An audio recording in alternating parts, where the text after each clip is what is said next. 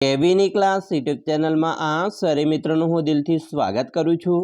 આજે વિદ્યાર્થી મિત્રો વાત કરવાના છીએ ધોરણ 7માં આપણી એકમ કસોટી સામાજિક વિજ્ઞાનની જે લેવામાં આવનાર છે તેના પ્રશ્ન બેંક આધારિત મિત્રો મોસ્ટ આઈએમપી પેપરનું સોલ્યુશન આજે આપણે આ વિડીયોમાં જોવાના છીએ। તો ચાલો વિદ્યાર્થી મિત્રો વિડીયોની શરૂઆત કરીએ।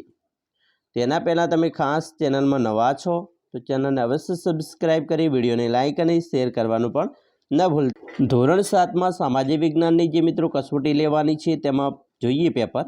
તો પ્રશ્ન 1 છે, નીચે આપેલ દરેક પ્રશ્નના ઉત્તર માટે આપેલ વિકલ્પમાંથી સાચો વિકલ્પ શોધીને લખો।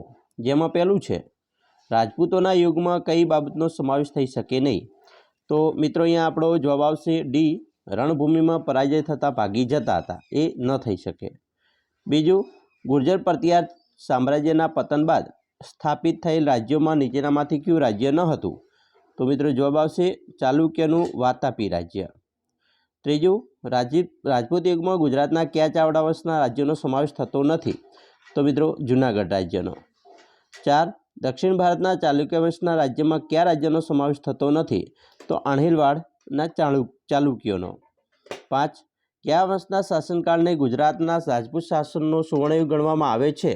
તો સોલંકી વંશના શાસનકાળને। 6, સોલંકી વંશના શાસકોમાં કયા શાસકોનો સમાવેશ કરી શકાય નહીં? તો વીર ધવલને મિત્રો સમાવેશ ન કરી શકાય। એના પછી મિત્રો જોઈશું 7, રાણીના વાવનું બાંધકામ કઈ રાણીએ કરાવ્યું હતું? તો રાણીના વાવનું બાંધકામ રાણી ઉદયમતીએ કરાવેલું। 8, સોલંકી વંશના શાસનકાળમાં નીચેના પૈકી કયા સ્થાપત્યનું નિર્માણ થયેલ નથી? તો ચાંપાનેરનો કિલ્લો। 9, ગુજરાતના કયા રાજમાતાએ સોમનાથનો યાત્રાળુ વેરો બંધ કરાવ્યો હતો? તો રાજમાતા મિનળ દેવીએ। 10, વાઘેલા વંશના શાસકોમાં નીચેના પૈકી કોનો સમાવેશ કરી શકાય નહીં? તો ભીમદેવ પ્રથમનો। 11, ગુજરાતની કઈ વાવની યુનેસ્કોની વર્લ્ડ હેરિટેજ સાઇટનો દરજ્જો આપેલ છે? તો રાણીની વાવ। 12, નીચેનામાંથી વંશ અને શાસકની કઈ જોડ ખોટી છે? તો ચાલુક્ય વંશ રાજરાજ પ્રથમ એ ખોટી છે। પછી 13 છે, મધ્યકાલીન સમયમાં કયા વંશનું શાસન દક્ષિણ ભારતમાં જ ન હતું? તો ચૌહાણ વંશનું ન હતું। 14મો પ્રશ્ન છે, ભારતમાં પશ્ચિમથી પૂર્વ દિશામાં જતા કયા વંશનો રાજ્યનો સમાવેશ થતો નથી? તો ચૌલ મંડળનું ચૌલ રાજ્યનો। 15, 8મીથી 12મી સદી દરમિયાન ભારતમાં થયેલ મુસ્લિમ આક્રમણકારનો સાચો ક્રમ? તો મોહમ્મદ ઇબ્ન કાસિમ, પછી સુબુક્તેગીન, પછી મોહમ્મદ ગજની અને શાહબુદ્દીન ઘોરી, એવી રીતે આવશે। પ્રશ્ન 1નો બ છે, મને ઓળખો। પહેલું છે કે હું માળવાના પરમાર વંશનું રાજાઓની નગરી છું, તો ધારાનગરી। બીજું, મેં આચાર્ય હેમચંદ્રાચાર્ય પાસે સિદ્ધહેમ શબ્દાનુશાસન નામના ગ્રંથની રચના કરાવી હતી, તો સિદ્ધરાજ જયસિંહ। ત્રીજું, હું મુઝફ્ફર શાહ નામ ધારણ કરી ગુજરાતનો સ્વતંત્ર સુલતાન બન્યો હતો, તો જફર ખાન।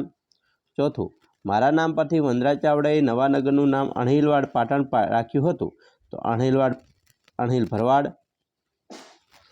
5, હું રાષ્ટ્રકૂટ વંશના શાસકોમાં સૌથી વધુ શક્તિશાળી શાસક હતો, તો ગોવિંદ ત્રીજો। 6, શિહાબુદ્દીન ઘોરીએ ગુજરાત પર આક્રમણ કરેલ ત્યારે મેં નાની ઉંમરે તેનો સામનો કરી તેને હરાવ્યો હતો, તો ભીમદેવ બીજો। 7, મારા વંશના શાસનકાળને ગુજરાતના રાજપૂત શાસનનો સુવર્ણયુગ ગણવામાં આવે છે, તો સોલંકી વંશ। 8, મેં ઉત્તર ભારતમાં મોહમ્મદ ગજનીના આક્રમણને અટકાવ્યું હતું, તો એનો જવાબ મિત્રો આપણે કોમેન્ટ બોક્સમાં લખવાનો છે। ચાલો પ્રશ્ન 2, 1-2 વાક્યમાં ઉત્તર લખવાના છે। જેમાં પહેલું છે, પૃથ્વી સપાટીના કયા સ્તરને શિયાળ તરીકે ઓળખવામાં આવે છે? તો ભૂકવચ આવશે। બીજું, પૃથ્વીના ભૂગર્ભ સ્તરને બીજા કયા નામથી ઓળખવામાં આવે છે? તો નીફે।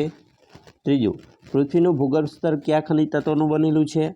તો નિકલ અને ફેરસ। ચોથું, અગ્નિકૃત ખડક કેટલા પ્રકારના હોય છે? તો 2 પ્રકારના। 5, અનાજ પીસવા કયા પ્રકારના પથ્થરનો ઉપયોગ કરવામાં આવે છે? તો અગ્નિકૃત ખડક રૂપાંતરિત ખડકનો। અનાજ પીસવા માટે મિત્રો અગ્નિકૃત ખડક આવશે, બરાબર। અને 6, છે, તાજમહેલ બનાવવા કયા પ્રકારના ખડક વપરાય? તો એમાં રૂપાંતરિત ખડક આવશે। 7, ખડકો ઘસાઈ અથડાઈ કે ટકરાઈને નાના ટુકડામાં ફેરવાય છે, તો તે કયા ખડકનું ઉદાહરણ છે? તો તે મિત્રો રૂપાંતરિત ખડકનું ઉદાહરણ છે। એના પછી 8મો છે, ભૂકવચ એટલે શું? તો પૃથ્વી સપાટીના ઉપરના સ્તરને ભૂકવચ કહે છે। 9 રણમાં કયા પ્રકારના ખડક જોવા મળે? તો ભૂછત્ર. 10 જળકૃત ખડક બીજા કયા નામથી ઓળખાય? તો પ્રસ્તર ખડક. 11 સ્લેટ એ કયા પ્રકારનો ખડકો છે? તો રૂપાંતરિત ખડક. 12 મેગ્મા એટલે શું? તો મેગ્મા એટલે ગરમ પ્રવાહીના લાવા. 13 એક ખડકમાંથી બીજા ખડકમાં પરિવર્તન થવાની પ્રક્રિયાને શું કહેવાય? તો એને ખડક ચક્ર કહેવાય. 14 પ્રવાહી મેગ્મા ઠંડો થઈને કયા ખડકમાં ફેરવાઈ જાય છે? તો તે અગ્નિકૃત ખડકમાં. 15 ખડક શેમાંથી બને છે? તો ખડક વિવિધ ખનિજોમાંથી બને.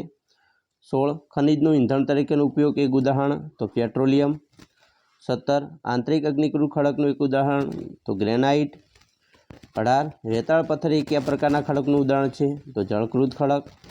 19 જીવાશ્મી કયા પ્રકારના ખડકોમાં જોવા મળે છે? તો પ્રસ્તર ખડક. 20 અતિશય તાપમાન અને દબાણના કારણે રૂપાંતરિત ખડક પીગળીને શું બની જાય છે? તો પ્રવાહી મેગ્મા. પ્રશ્ન 3માં મિત્રો જોડકા જોડીશું. જેમાં પહેલું છે પૃથ્વી સપાટી પરના ઉત્પન્ન થતું બળ, તો એને મિત્રો શું કહેવાય? તો બાહ્ય બળ કહેવાય. નદી નક્કર ખડક પરથી સીધા ઢોળાવવાળી ખીણ કે નીચાણવાળી ભૂમિમાં પડે તો તે સ્વરૂપ, તો તે જળધોધ છે. ત્રીજું સમુદ્રના મોજા ખડકો સાથે ટકરાઈ તિરાડો પાડી મોટી પહોળી તે સ્વરૂપે, તો એને મિત્રો સમુદ્રી ગુફા કહેવાય. 4 છે ઘસારણ દ્વારા યુ આકારની ખીણનું નિર્માણ કરે છે, તો હિમનદી. રણમાં ઘસારણ અને નિક્ષેપણનું મુખ્ય પરિબળ, તો એ પવન છે. એના પછી જોઈએ આગળ રણમાં પવનને કારણે બનતું ભૂમિ સ્વરૂપ, તો એને મિત્રો શું કહેવાય? ઢુવા કહેવાય. સમુદ્ર મોજાના ઘસારણને કારણે બનતું દિવાલ જેવું સ્વરૂપ, તો એને મિત્રો સ્ટ્રેક કહેવાય છે. ભૂમિ સ્વરૂપના ફેરફારનું મુખ્ય કારણ ભૂકંપ. હિમનદી પીગળતા પર્વતીય વિસ્તારમાં કોતરોમાં પાણી ભરવાથી બનતું ભૂમિ સ્વરૂપ, તો એ મિત્રો શું છે? તો એ ડ્રમલિન છે. નદીની શાખાના મુખ નિક્ષેપણથી થતો મુખ ત્રિકોણ, તો એને ડેલ્ટા કહેવાય. બરાબર.